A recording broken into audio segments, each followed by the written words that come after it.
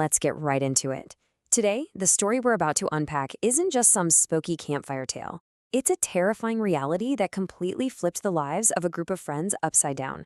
So, hold your breath because we're stepping into a world where the line between reality and pure terror completely vanishes.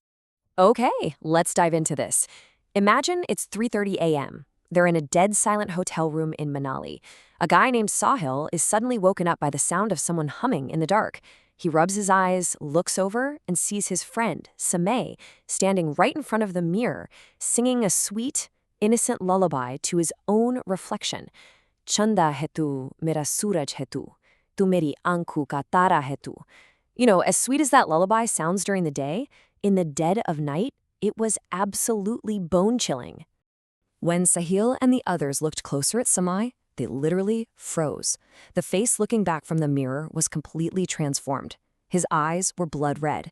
And the most horrifying part, he had deep choke marks on his neck, like someone was violently strangling him from both sides with invisible hands. And despite all of this, he had this incredibly eerie, sinister smile on his face. It was as if some unseen, dark force had taken complete control of him. Now, you might be wondering, how on earth did they end up in this horrifying situation at 3:30 in the morning? To understand that, we need to rewind a bit, exactly 4 months back. Samay, who used to be the life of every party, was completely shattered inside. 4 months prior, his younger brother tragically died in a horrific road accident during a school trip. So to help pull him out of that intense grief, Sahil and the guys brought him on this healing trip to Manali.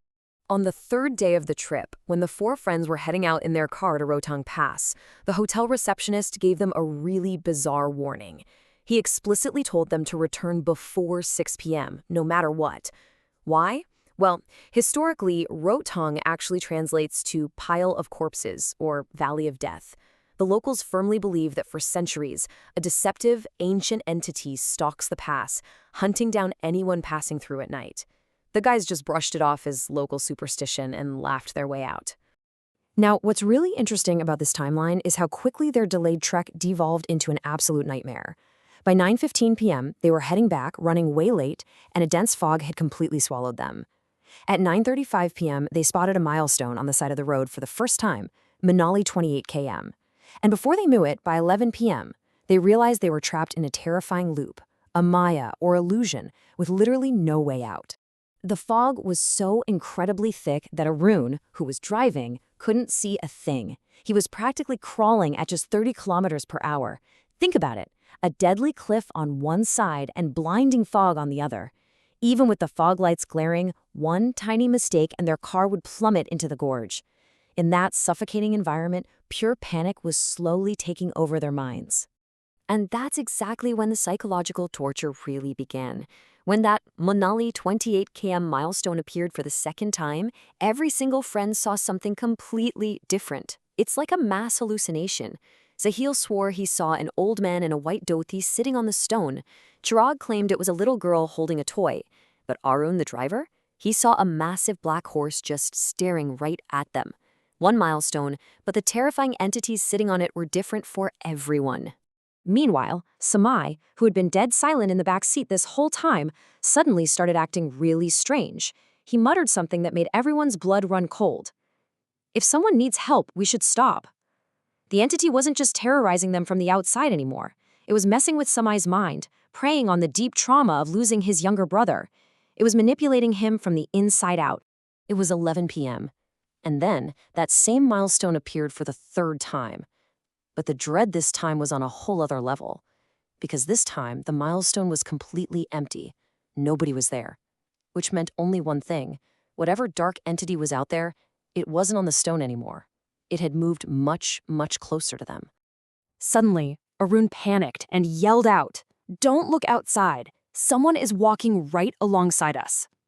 Just imagine the sheer terror of that moment. The car was accelerating, hitting 40 kilometers per hour. But this unseen figure wasn't running to keep up. It was just casually walking, effortlessly matching the speed of their accelerating car. How is that even physically possible? And this brilliantly illustrates just how twisted this dark entity was. When they finally gathered the courage to look outside, there was a boy, roughly 15 years old.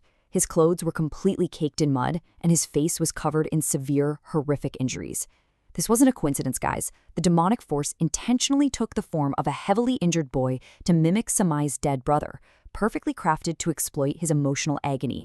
Inside the cabin, Samai was completely mesmerized. He was just staring at this horrifying boy, and then he actually rolled down his window.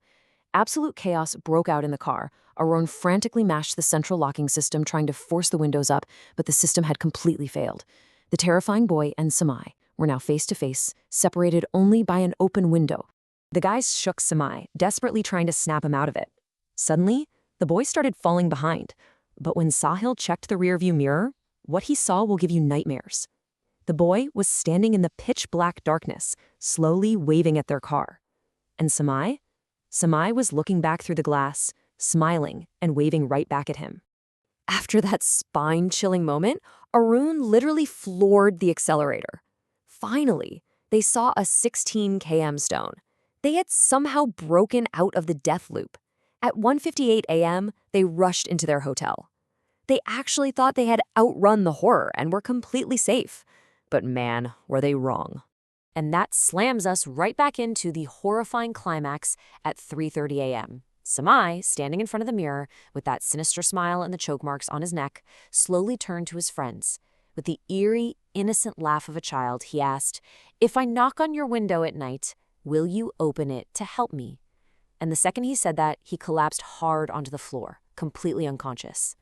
Let's move to the next morning and see how this all builds up. First thing in the morning, the friends rushed Samay to a local spiritual healer, a pundit. The moment the pundit looked at Samay, he knew exactly what was going on. His diagnosis? An ancient, dark entity had taken the form of Samay's dead brother, weaponized his grief, and completely possessed him. What followed was the intense, structured process of a dark exorcism. This wasn't your everyday prayer. The pundit walked them through some truly terrifying steps. First, warding off the evil eye, then rigorous sweeping and chanting.